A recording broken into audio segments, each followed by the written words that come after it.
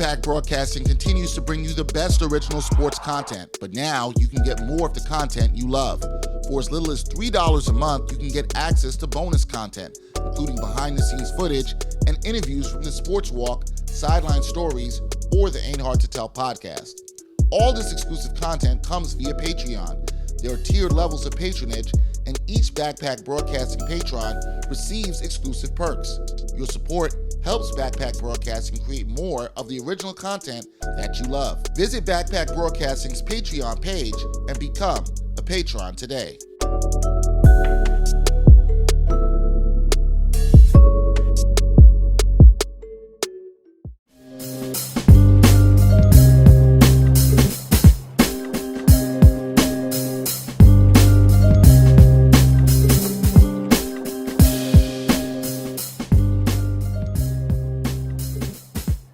Ain't Hard to Tell podcast, episode 142. Dexter Henry, Bryan Fonseca here. This week we have a guest, somebody who I've connected with via Twitter.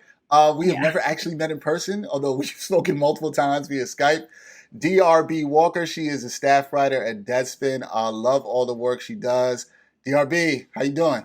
I'm good. How are you guys? We're good. You know, just trying to stay safe as we are every week. You know, just social distancing, managing through this world of craziness, but we're okay. We're okay. I got rained on today on my way home. I didn't like that shit. That kind of pissed me off. I forgot it was gonna rain today, so I gotta get that umbrella. Yeah. Whatever. It happens. So I'd rather get rained on than get COVID. You know what I'm saying? So. That is true. You rather have that. You rather have that going on. So DeArbea, like I said, we connected via Twitter. I don't know, it was about maybe over a year ago. Been trying to get you on the podcast. Was trying to get you in person to the studio. It just kind of never happened. But we're glad to have you here now. Whenever we have a new journalist on here, we like to ask them just, you know, how you got into the game. How'd you get into the sports journalism game, and a little bit about your career. So just let the people know a little bit about that. Okay. So like Dexter said, my name is DeArbea, and I'm a staff writer with Deadspin. Prior to Deadspin, I was just a general assignment sports reporter with the Philadelphia Inquirer in Philadelphia. And I was there almost a year, or almost like a year and a half.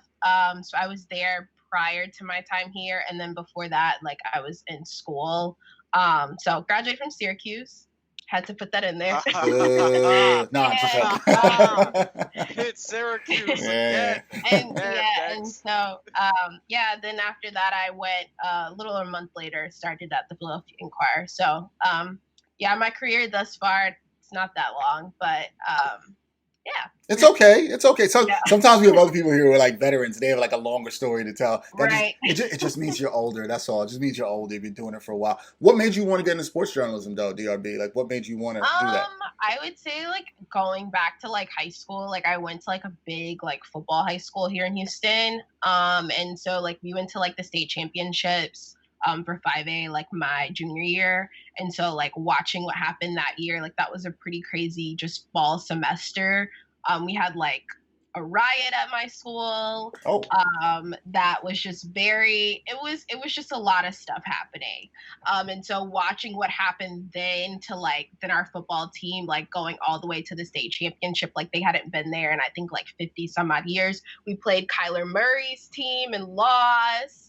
So it was definitely an interesting time like in high school, but that's like what ultimately led to me like wanting to get into sports journalism, just like the stories around that and kind of like the community like coming together, like even though like the situation happened, like I think that was maybe like September was like the scene of like the riot, and so like watching everything that happened in the months after was something that was interesting to me, especially like just given like how big football is down here.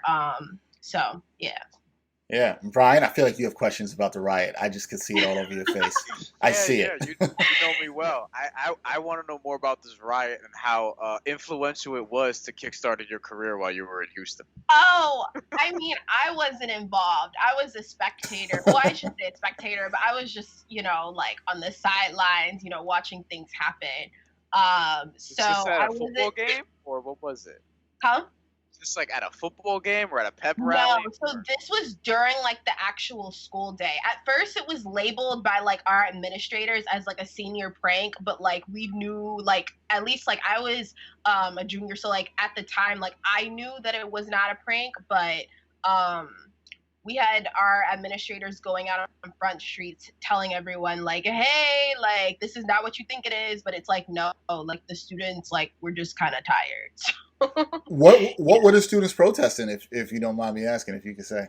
It was just like a number of things. Like it was just a lot of stuff happening at that time period. Like administration, like was not like our principal, like he was kind of just like a prop in a way.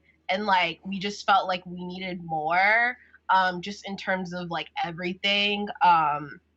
So it just felt like we were in like the thing about like the high school that I went to, like it's like one of like the largest high schools like in the city of Houston. So like we're always sort of like the puppet when it comes to, oh, like this high school is great, like look at this and look at their test scores for this, that, and a third. And so it was just like, well, you guys are doing nothing for us, so this was like their way and like getting back. But even still, like we had like our administrators like were out there trying to like cover themselves. So, interesting. Yeah. Interesting. Didn't want to empower the kids to be active for what they want. That's interesting. Sounds like a lot of other things going on in this country. I mean, I think this happens everywhere, but it's just worse. I feel like when it's like the school that's like always like leaned upon to be like that great like prestigious place. Not saying that was like, I guess like our school, I guess like it was prestigious to a certain extent. I don't know how a high school could be prestigious, but they look to like my high school like to be the staple for everything, like great with Houston school district, like academia. So yeah. Was Syracuse always the goal from coming out of Houston? Sort of. So like I was like weighing between like Howard and Syracuse. I was like, for some reason, I was, like, convinced that, like, I wouldn't get in there. And so I was like, if I don't, then I'll just go to Howard. And so I visited both of those schools. I like both of them, but I ended up going to Syracuse. I was like, whoa. And then I also have my degree in marketing as well. So they let me, like, double major, which wasn't something I think I could have done it at Howard, but it wasn't something where they were like, yeah, in 4 years, you could get done with this. So yeah. I didn't like that answer. No. I have no problem. So DRB should know I have a long running joke with my friend Kimberly Martin. We like to, I like to take digs at her for going to Syracuse, and she likes to take digs at me for going to Pitt. So we're always, it's a friendly. It's not ACC bad. Thing, yeah. Yeah, it's an ACC thing. Going back to the Big East when we were in school, it's nothing serious. So I don't, I'm not like anti Syracuse people. So I like you, and I just gave you a little bit of a boo, but it's all love. It's nothing serious. All right. So speaking of colleges, he hates Duke more, actually. Yeah, probably do. Speaking of colleges, right? I reached out to you, DRB, because you wrote this piece for Deadspin, and it was titled "Shrugging Off COVID Heart Complications." By shrugging off COVID heart complications, the NCAA has gravely failed its athletes. And there's been a lot going around the NCAA and college football, and people wanting college football to return. Before we get into the heart stuff, right? The idea, we had another person on this podcast, Jay McManus, who talked about this, but where did you stand at the beginning of this pandemic, just in terms of sports coming back and the ability, just not even college sports, but just sports in general? Where did you stand on that? Like, what did you think should or could happen with sports? I think like back in maybe like March, I was thinking, okay, well, maybe since the virus is like exploding here, like maybe the US would come up with a plan. I was not sort of, I guess like you could say like I'm in tune like with politics, but I didn't know that like it was this bad in terms of like the incompetence like everywhere. And I'm not just speaking at the federal level. I know like in New York, for example, like Como has been fairly good in terms of strategy and things like that. But generally speaking, like most of these governors, like they could care less. Like they are just centralized into making money. Like people's lives are just not a priority. And so when I first was like back in March, I didn't know that it was this bad. And so naive me was like, oh, well, by the time, football season comes, like August, like that gives us like maybe 4 or 5 or so months, like at least we'll have like our situation should be better it's only gotten worse, but right. I was thinking that it would get better. Like, this is enough time for at least, like, if the federal government isn't going to get their act together, some of these governors will try to piece something together. But yeah. I wouldn't even say that's naive, because I mean, that was a general thought. Like, we have enough time to get stuff together by the time football comes around. Mm-hmm. And now we're in August, and it's kind of like, yo, dog, like, so what are we gonna do? And right. like anything, I don't know if we've made any progress on this front at this point right now. So you talked about DRB, you talked about like local government, if you want to say, and like even governors and that, and it seems like the issue around college football has become so politicized, and it's hard to ignore the fact that it's politicized, right? You've got a lot of people who seem to be on the right wing that are in favor of college football coming back, and it seems a lot of people on the other side not in favor of that. How have you? What are your thoughts on how this is all sort of broke out? I guess in the last month or so, right? Like everything kind of coming on about this. Right. What are your thoughts on how everything has kind of been really divided on this issue? I think this was like inevitable, because like at this point, like I guess like a month ago, I just had come to realize that everything in this country is going to be politicized. Like public health is going to be politicized. Like everything's going to be politicized. So naturally, college sports, any sport, is going to be politicized. So I guess like a month or so ago, I personally just assumed like we were getting football and that these players were just gonna just be at the expense of their conferences and institutions, because these people could care less. Like I stated before, I think we could all see that money has become front of mind, not saving lives. So that's been like my general assumption even up until a month ago. So you would also think that the recent story that came out from ESPN that you kind of touched upon too, that there recently the myocarditis, inflammation of the heart and reduced lung capacity that they found in at least 5 Big Ten athletes. This was according to ESPN. You think that would have changed some of the ideas or mindsets around it, but it seems like it hasn't. When you look on Twitter and how people react, and we talked about how people reacted to your story, it hasn't changed that. Do you think people are taking any of these health issues seriously as we're starting to learn things a little bit more about COVID-19? Yeah, I mean, I don't know. Like I saw today that the Ohio State quarterback started a petition to get the season back reinstated, the fall season, and I'm just like, do we just not care? Like, I just don't understand. I just don't understand people's thinking processes. As I guess like directing like your question to the heart condition, it's not just I don't even know how to pronounce it. Myocarditis, I believe that's it. Myocarditis. Myocarditis is the most well-known, I guess, form of this heart inflammation. But there's been other, I guess, heart discrepancies or heart problems with people that have had COVID. So it's not just this heart inflammation that has turned up in COVID recovering victims. So I guess like for me, like you'd think something like this would stop people. I mean, it stopped everyone else in the world. Like no one else is sort of rushing back to sports. I think New Zealand started sports again, but they somehow eliminated the virus, which you wonder why can't we? But I mean, I think sort of at this point, it is what it is. Like we see sort of our leadership, wherever it is, college, athletics, government, whatever the situation is. I think that the Big Ten was sort of forced to as well, because they had those, I think it was maybe like 100 players that signed a petition telling the conference that they had to meet certain health protocols before the players would go out there. So it was a lot of pressure on them even before those 5 students were found to have that heart condition. So yeah, I mean, like you see like the Southern conferences in the ACC that are still trying to get a season off the ground. And I'm just wondering why, like, because it's like it's worse down in the South. Some are always looking for more sports content, and among the glut of sports media, some are looking for sports content that dives a bit deeper and doesn't just stick to sports.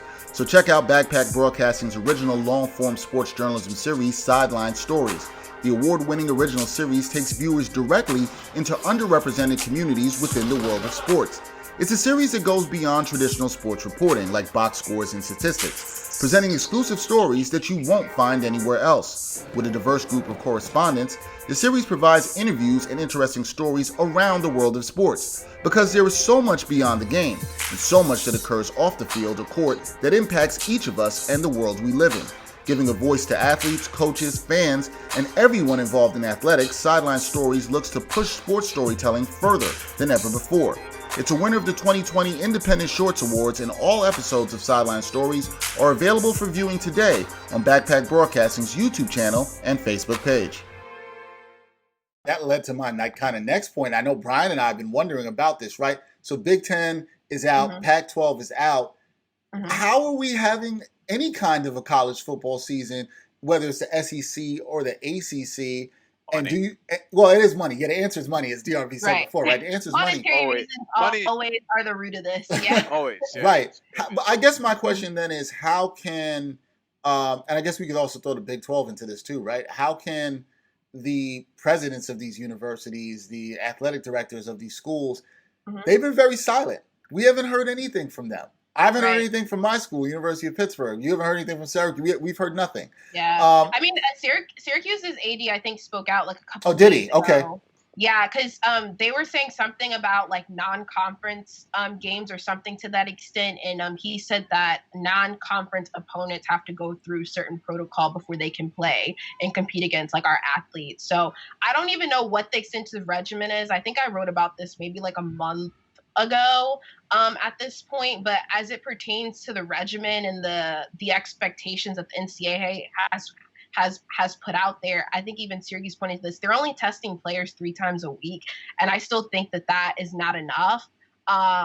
Like, especially when you think about the fact that you can literally be carrying the virus for up to 14 days before you test positive. Like, that in and of itself doesn't make sense to me of why there's not testing at any given point. Like, over a 48-hour period, they could interact with 10 people and then have a positive case. And then what happens? Like, I don't know. Yeah, I think it's unbelievable the SEC has been, and ACC and Big 12 have been this quiet. Yeah. And then we saw Oklahoma. Bryan, you saw this too. What, they had 9 players test positive, and they seem to be trying to kind of sweep this under the rug as if it's, this is just nothing that happened. Well, and you have other schools telling players that, don't report your symptoms. Like, we just want you out here playing. We don't care. You know what I mean? Like, we have that going on as well. And it's like, I think at the very least, teams should be just delaying the season until the spring, because maybe you will have football in the spring. Yeah, I mean, so I wrote something yesterday about the spring season. I was sort of like just fishing around, like asking agents, like NFL agents, like how this would impact them, like leading into the draft. And like agents were not fond of a spring season. They were just saying, like, this is just not a good idea. One of them said that like it would just be better off if players like that either are intending on going to the draft, but they might have like another year of like eligibility, like somehow like they should put this off until next fall. And if they have to leave now and they have to enter the draft, just go straight into the draft. Like one of the agents that I spoke to, he said that like your draft stock might drop, but if you're predicted to get drafted, just go ahead and declare for the draft. Like, don't participate in the spring season. And so I thought that was interesting too.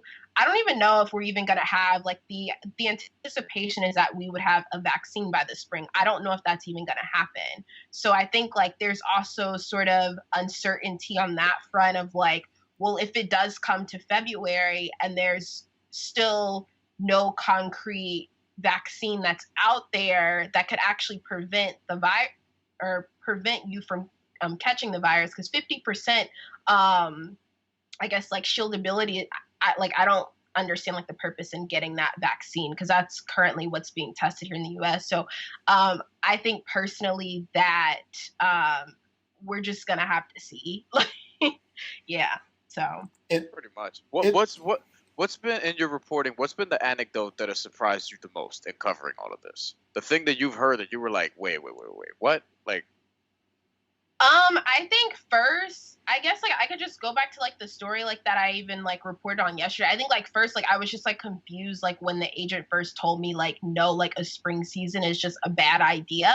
I was just like, could you explain like why? And then like he like ran down like what exactly happens like during that spring time period, whether it's like the pro days are usually February and March, and then it's like, so that's when a season is, and then when you start going through it, the combine is late March, and then when you start like moving through things, it's like, oh, and the draft is in April. So it's like all of that, like that timetable of a season on like layered on top of what already is happening during that time period, I think it's just very absurd. Just to say, oh, we're just going to slap a season on top of that. Like, I don't know how that's even feasible. So I don't know how any of this is feasible right now. To be totally honest, like, I don't know how life is feasible at this point right now. So DRB, there's the other side of things. If just to be fair, there's the folks that say we need college football, right? Really don't. There are college towns, Really small college towns, where a lot of the economy in those towns are dependent upon the schools that are there, right? And sometimes those college football programs. So those people say we need college football back now. It has to happen. What would you say to that? I would just tell those people, like, please just do a little Google search to see what are the side effects and or residual effects of catching COVID, because I don't think people really know. Like, they've taken what Trump has said as it pertains to younger people and actually like taken it at face value. And it's like, yes, younger people are surviving COVID, but they don't even know what their quality of life is even going to look like in a month, 2 months, 3 months. So I just think that like all of this, a lot of it has to do with the fact that maybe like a lot of like the, I guess, cable news that people are watching, like it's not as much of an emphasis on what's been happening to individuals once they've catch COVID. A lot of these people are avid cable news watchers, and that's not like personally just watching, like that's not what's being talked about. But just simple Google search of like what these side effects are would actually help inform people's opinions on this virus a little better. It's not the flu. You're not going to have a heart condition if you catch the flu. So it's just like simple things like that where like you're not going to have lung damage if you catch the flu. Like these are simple things where it's like when people tell you this is like the flu, you can just say, I don't know about that, because this is not something that you would get as a residual effect of catching the flu. Like, yeah, so. It's amazing we still have to even explain that to people at this point. Like, right. I find it absolutely amazing. A couple more things. What did you make of the players sort of uniting together? Because I was kind of encouraged about that at the beginning, especially what we saw out of the Pac-12 and the players from the Big Ten, and then everybody sort of coming together. I'm actually surprised there actually hasn't even been more of a groundswell in places like the SEC and ACC. Right. But the players coming together, was that an encouraging sign to you that like we might be able to put a stop to this season, college football season being played? Yeah, I mean, I think what the Pac-12 players did, I think like we and the media, just as like spectators and watchers of this, like we've been sort of saying for like a while, is like these players can really determine if we have football or not. Like if they together say, I'm not comfortable playing, like this virus is still very much so pervasive, and I don't feel that us testing 3 days a week is sufficient for me to compete out there. If they made that call and decided to sit out, what are these schools going to do? So, I mean, I guess they could rip their scholarship. I mean, you'll need them in terms of the talent on the field. So it's just, for me as a person watching, it's just like, thank you, finally. And then the Big Ten sort of followed, not as aggressive. I think the Pac-12's list of things came out of, I wrote about like a new study that came out sort of dispelling how much money is made in like college football and sort of how much money, generally speaking, a like average college football player, depending on what conference they compete in, would make. And so they used that study to sort of formulate their list of demands. So they were asking for a lot of other things, even outside of football players. Like they were wanting to make sure that sports were not cut, and sort of the endowment from the university, for example, I think they used Stanford, would like cover sort of the that would cover like sports that were non-revenue generating sports so that they wouldn't have to be cut. So they had like an entire list of things in terms of things that they wanted to get met. I don't know if they'll get all of those things, but I think it was just nice to see the Pac-12 be the first ones to come out and say, we're not playing. Like, so. Have you heard anything? I know we're obviously talking about football because it's in the fall, but we're soon going to be at the point where we have to start thinking about how this is going to affect college basketball. So have you heard anything on that front in your reporting and how that could potentially push back like the winter season and anything of that nature? Right. I mean, you know, like Rick Pitino, I know people don't like him, but he looks like a vampire. For deserved reasons. But he released like a tweet. I want to say like it might have been like a month ago. He was just like suggesting. Yeah, I mean, he was telling the NCAA like, you know, it would make sense like if we just didn't play until a vaccine came out. I think he suggested like the season start in January. Instead of, I think they normally start late October with scrimmages and then the season starts in November. So I presume that basketball will not start before January anyway, since fall sports, especially for the Big Ten and the Pac-12, are canceled. Well, I shouldn't say sports, but in terms of football, like that's canceled. So I presume basketball just naturally will be pushed back as well.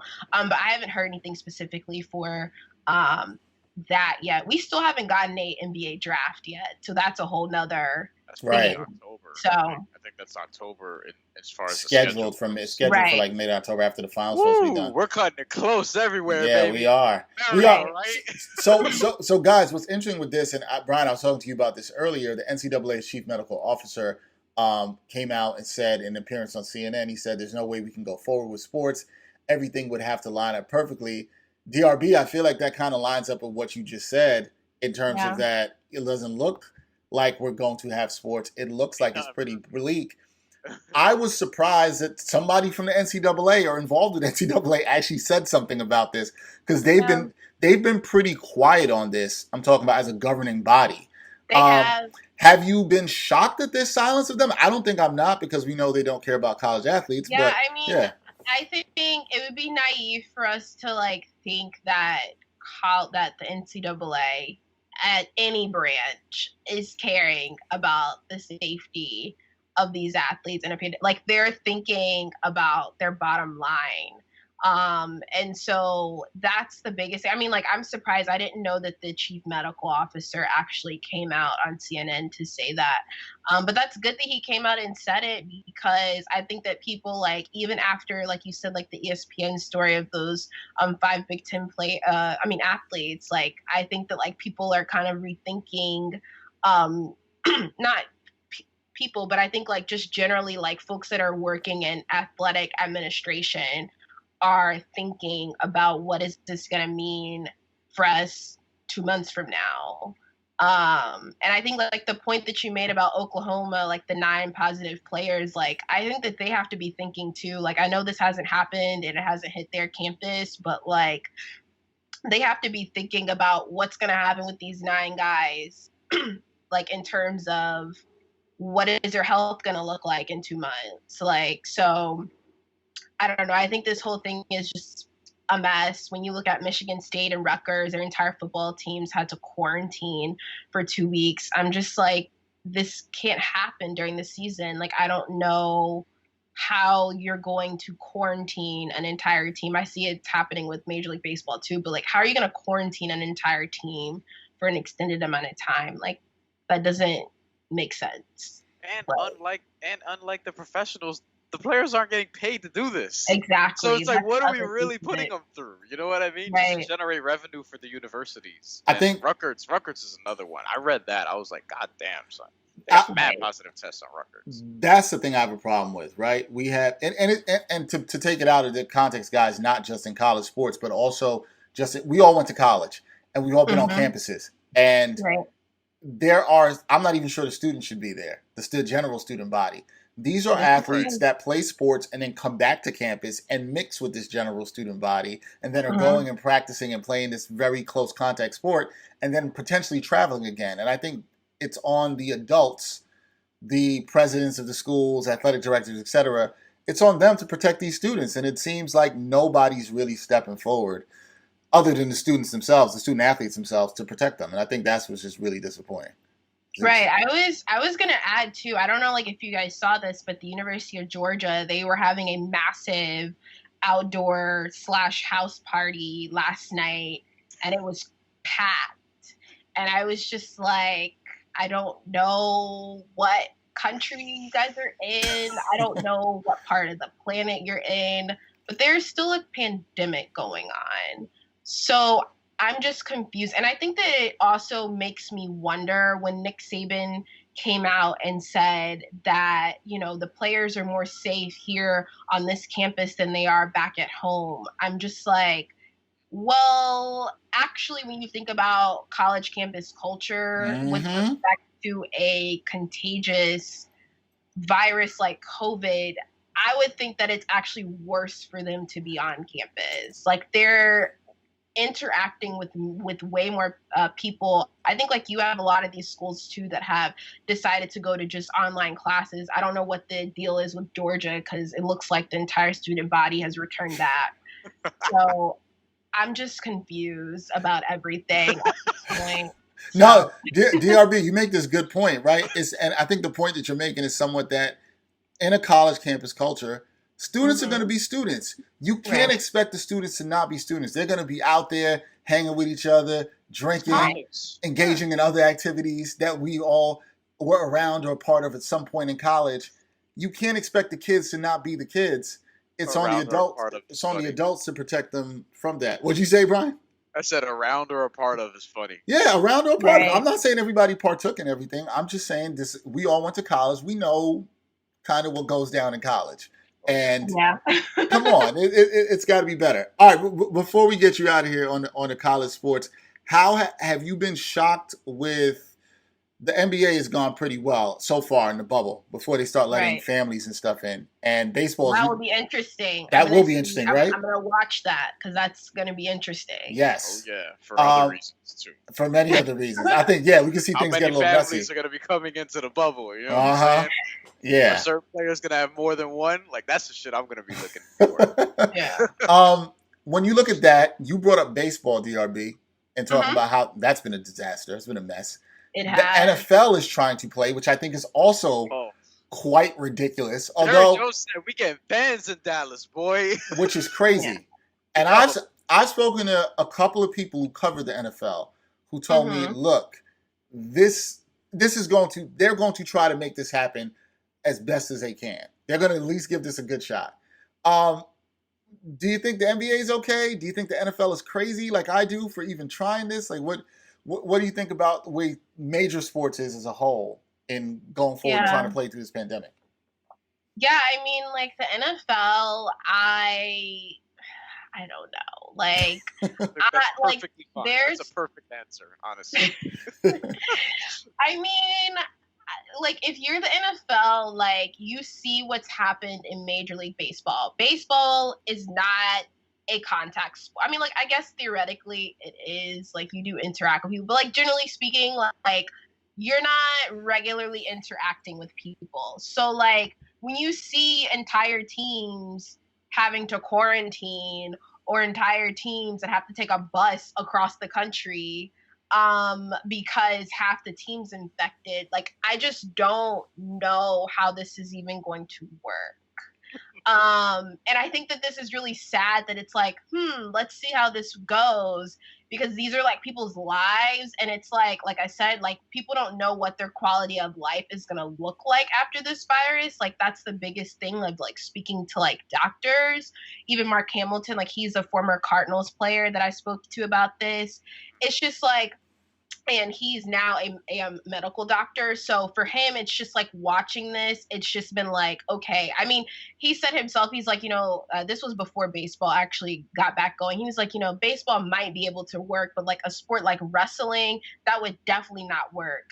And like, I was just like, football is sort of in that same category of like, if you're a lineman, like you're literally breathing on like the person on the other side of you, like throughout the game. So like, I just personally don't know how this is even going to work. I hope that the NFL is learning from Major League Baseball, but I don't even know what there is to learn. Yeah, right. It seems like they have like the right protocol in place, but it's like either players aren't following it or they're still catching it. Like you have the situation, I think it was like the Indians, I want to say, like their ace, I believe. I don't remember what team he's on, but he tried, or I think two of their tried to scoop out. Yeah. And it's like they got caught because they're like, well, why are you trying to, so it's like simple things like that where it's like even the players aren't even taking the protocol seriously. Yeah. Right. I don't know how that's supposed to work. See, that's the thing that you run the risk of, especially when you don't have a bubble because you have so many people there. It's like we're all not going to follow the rules because some people are going to think that, and a sport like baseball, which is heavily populated one way, you're going to have a whole bunch of people that are probably going to think a certain thing about the virus and not take it that seriously. And then all it takes is one to bring it back, which then becomes 10, 20, 50, and then all of Major League Baseball has COVID. And the NFL is going to be interesting because there's 100 people per team traveling. In terms of like players, staff, coaches, and all those people. So and like I think like right now, like the thing with the NFL is like right now they're testing every day, but according to their agreed upon terms, and I got like a notification like from the Players Association, like they said like they asked for the time period to be extended because at first it was only supposed to go like daily testing was supposed to go for 2 weeks and they were supposed to see the positive rate, and I think the positive rate was like a little over 2%. So they continue to do daily testing, and so I was just like, is there something else to this? But it's not. But I'm just thinking like, like when the season gets started, like right now, players are not really interacting with folks that like they aren't seeing on like a daily basis. Like think about it from the standpoint of like when games start, you're flying to different cities and you're interacting with players that aren't that you aren't seeing regularly. How is that supposed to work? Because I can only see that as being a disaster, just generally speaking. I think the point that you made too about 100 people flying on a plane together to these different places, like, I mean, if you're not daily testing, like, I don't know how this is going to work. And even when you are daily testing, you still are going to have folks that they might test negative and then turn up 2 days later and test positive, but their interaction was from 3 days ago. Like, it's just like things like that where it's just like contact tracing, like they don't even have a plan for that. So it's like, I don't know how this is going to work.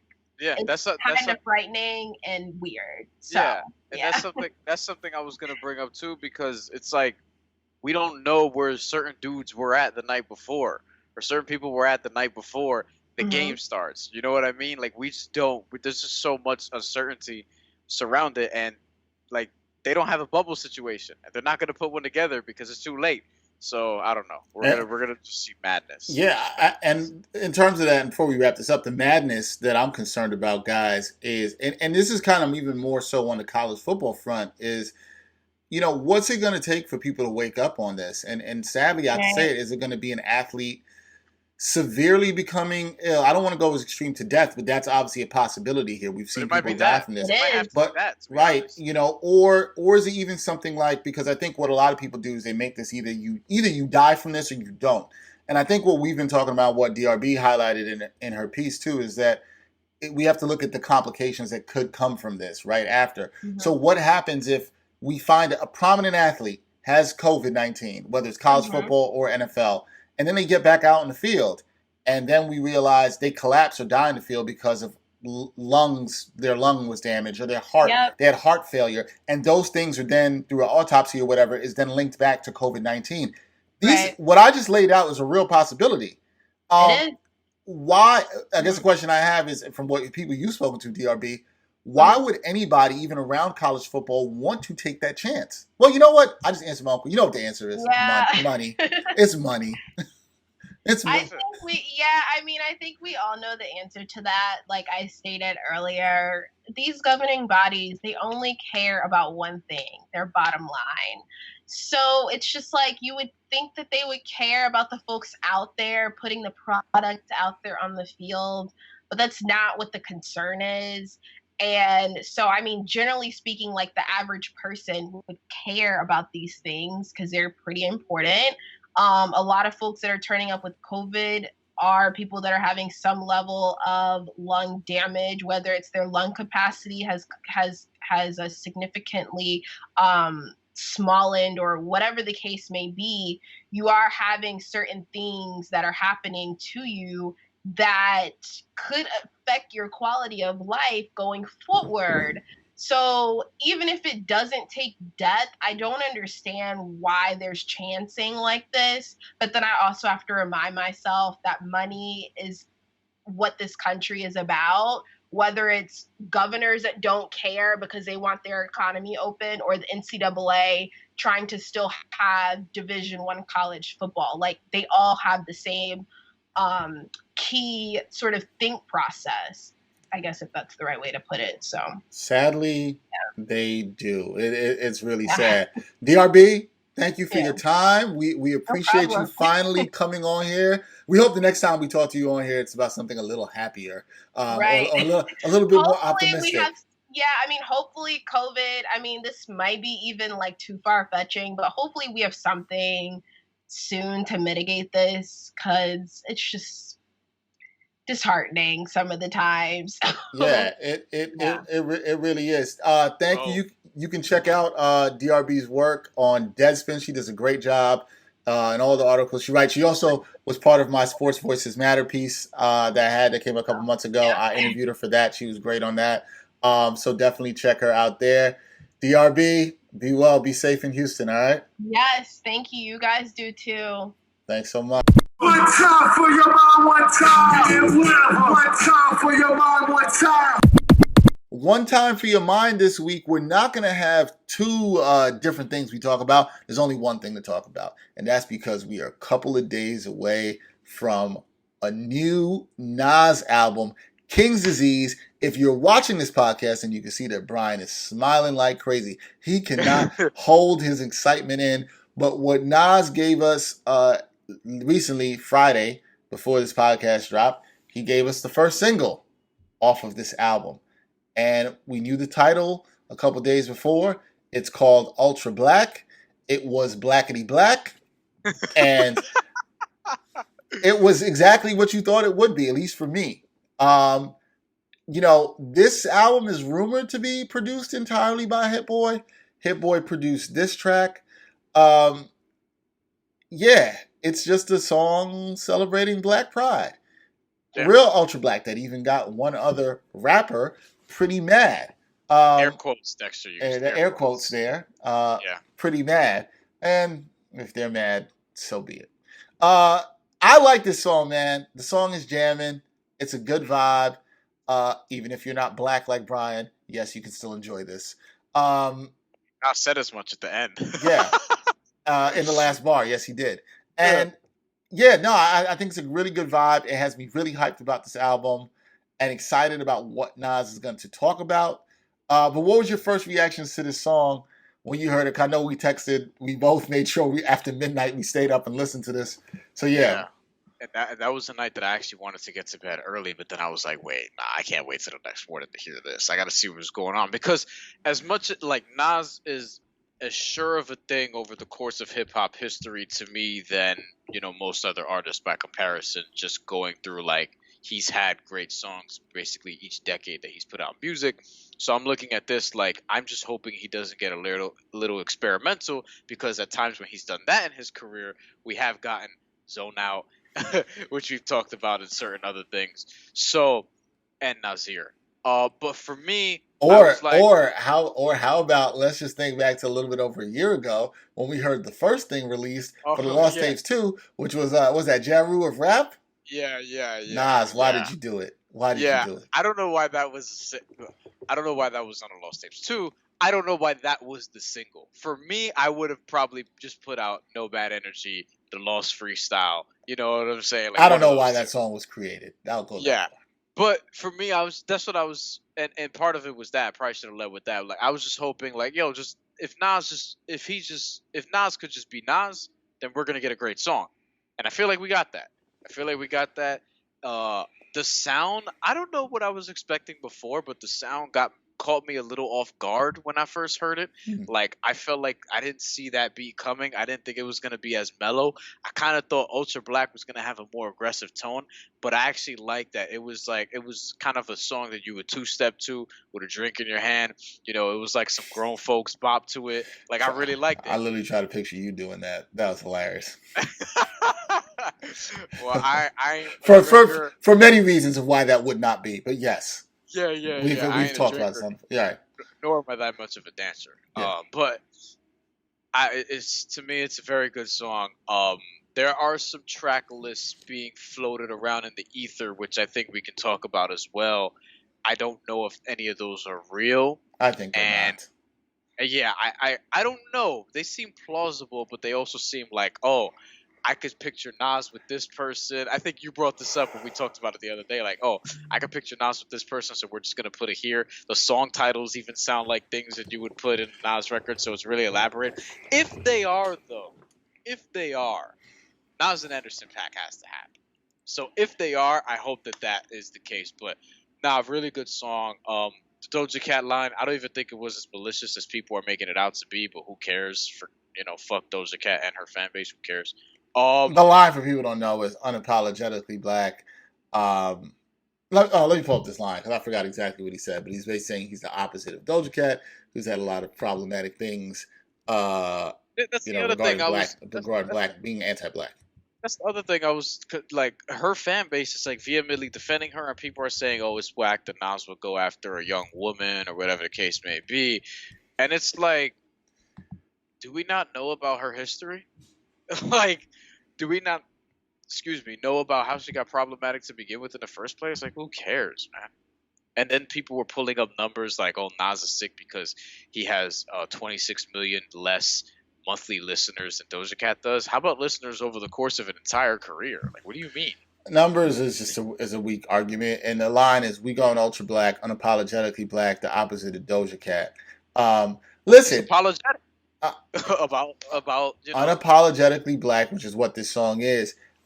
Look, I think people get way too sensitive about anytime somebody mentions everybody's name, and it's not a diss. Nas names plenty of other names in this. He's just saying he is not going to make excuses for blackness or be anti-black, which Doja Cat has done at times, and coming at the hairstyles of black women and other things like that. So she is half black, but hasn't sort of presumed to embrace that all the way. And so there is a lot of anti-blackness going on. And so I think that's a lot of why this song is being made. I don't think it's necessarily a diss. It's just pointing out to something that's, it is what it is. It's like if somebody says today, 45 is a racist. Like, yo, we know this. That's not a diss. That's just me being like, we know this. Ether is a diss. Yeah. You know what I mean? Yeah, don't body yourself as a diss. People are so hungry for like disses sometimes in hip hop where it's like, yo, y'all reaching, man. Like, y'all doing a little too much. Like, just calm down. Like, ain't nobody trying to hear no Nas and Doja Cat battle, and not because, nobody's trying to hear that. Nobody asked for that. I don't even know why I was gonna try to explain that. Like, nobody asked for that, right? Like, nobody said that they wanted this, and you know who knows they don't want it? Doja Cat. You know what I'm saying? She knows this. So, come on, what are we talking about?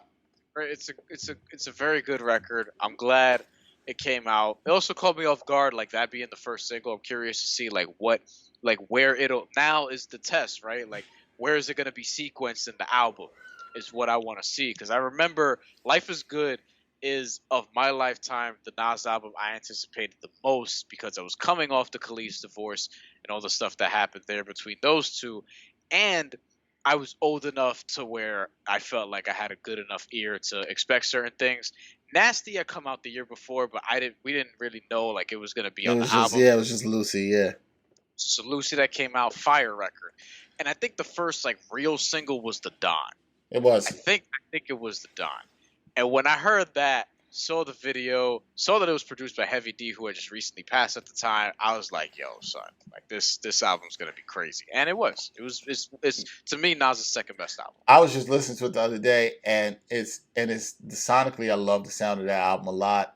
Very cohesive. in terms of sound, the producers, Nas workers. So Brian and I spoke about this the other day about, rappers who lock in with one producer, and we probably will see this on this album, at least it appears so, with him and just Hit Boy. So I'm intrigued with that. The name of this album, King's Disease, has me very intrigued in terms of, is Nas going to be talking about greed, maybe the the desire for more that we see, especially around capitalism and everything that's going on in this country with health. I wonder what the focus is going to be in this album, because I think when Nas gets focused on a concept and really good, as we saw with Life is Good, the celebration of life, even though there were things that had recently gone on in his life that made it challenging, there was this kind of message throughout the album of that, there's things you can enjoy and things that he was taking time to enjoy. So it's really good. I expect him to talk a lot about it. I think when Nas is on the theme and inspired and really works with a producer that's trying to get that theme out of him, because we saw him just work with another producer, and I'm not sure he really got the best out of Nas. I think this can work. So I'm really excited to see about the subject matter and theme, and if he locks in. And I said this to Brian, and I mean it's not to make a Jay Nas comparison, but I want to see if this is sort of at this stage of where he is in his life, in his early 40s, as a sort of his 444, and looking and more not impersonal, but looking at the world. I think Life is Good was that in a way for him. Yeah. But that was 8 years ago, and he still was in his mid 30s, and so I think this time in his 40s and where he's looking at the world and what's going on is going to be very interesting. Look, man, I'm just excited to hear some rapping. I want him to talk a little shit also. I also want him to remind some people, because, I mean, look, getting Hit Boy is strategic to me. So also, because if you're getting Nas and DJ Premier, which I think we need to get at some point, you're also targeting a very specific audience, right? You're targeting the hip-hop heads, the day ones, the people who have been there since the beginning. I think in getting Hit Boy and aligning with him, you're not just getting a great producer, but you're also targeting a specific sound. I think Nas is maybe trying to skew younger, not younger as in the kids and try to get them to dance or whatever, but I think he's trying to get to the young adults as well. You know what I mean? Who are really experiencing through all this in real time. Well, I think Ultra Black kind of gives me that vibe a little. Yeah, but I think the thing about that is, like, when you listen to Ultra Black, like, the production is just enough that I feel like it bridges the gap, no pun intended, in all those different demographics. Like, it doesn't sound like, and it's not the single I would have expected. You kind of hit on that, B. It's not the single I would have expected him to come out with out the gate. It's not your typical single. It's extremely pro-black, which works at this time. In that we're in, but I think him coming out with that is signaling the way it sounds. Ultra Black in a way sounds like it could be like an extension into sort of Life is Good if you really think about it sonically, in terms of that. And it still has it's not like multi-layered. It wasn't trap style, but like it's fun and light and it knocks. And well, Nas only needs like 2 instruments. Like he's demonstrated that throughout the course of his career. Oh yeah. Sometimes less is more for him in the production. That's the thing. People kill him for like his beat selection. I think mostly unfairly, because there's been a ton of classic beats that he's rapped over, and not just on Illmatic, because people will say, "Oh, they're all on his first album." That's not true. Made You Look and All of Life Is Good didn't happen. Those are incredible production for the most part. But he's not somebody who needs the greatest beat in the world for a song to stand out. He is somebody who really just needs a couple of different instruments. You just loop it over the course of however long, and he's going to give it to you. Like this wasn't even the best beat that Hit Boy put out this week. The Anderson .Paak song with Rick Ross, I think, has better production on it. Yeah. Really Maybe that's debatable for some people, but I think that the Anderson .Paak production, the song has better production on it, but this is the better song to me. Yeah, I would agree with that. I absolutely agree with that. So, yeah. No, it's I'm excited, man. I'm excited for it. Thematically, we're a couple days away. The next time we are here, we will be talking about the album. We will be breaking it down, looking at what we liked, maybe what we didn't like. We'll definitely be talking all about that. It's a must. We haven't really done that with a particular hip-hop project thus far this year, but this is one of these, and this is one of the artists where it's time, and we're going to do that. And so, undoubtedly, man, like, hip-hop has started taking a really good turn in the last 6 weeks, I feel, where we've had some really good music, including some singles and stuff come out that I'm really bumping and enjoying. Conway, Method Man. That's man. Yeah. If you haven't heard that song, go listen to Conway's Lemon. And it's really all about the Method Man feature. No disrespect to Conway, who held his own in Conway that. brought it too. Yeah, Method Man has a verse of the year candidate. Absolutely. I mean, absolutely. The first 6 bars are, yeah, they're just it's a great verse. That I didn't see coming or expect. I always say I didn't expect from Method Man because I feel like the last couple of times I've listened to him rap, including he spit on Sway in the Morning a couple years ago with Black Thought, and he was ripping it. And he seemed to be really more focused, and his pen had gotten a little bit sharper. I was really impressed with him, actually. Yeah, so it's good. Oh, if you haven't heard that Nas single, go listen to it. Ultra Black was very necessary right now for the time. I know me, keeping everything ultra black. Well, yeah. Real quick, 10 seconds. What did you think of the Drake song? Did you hear it? Yeah, I heard it in watching the video. I think the song is cool.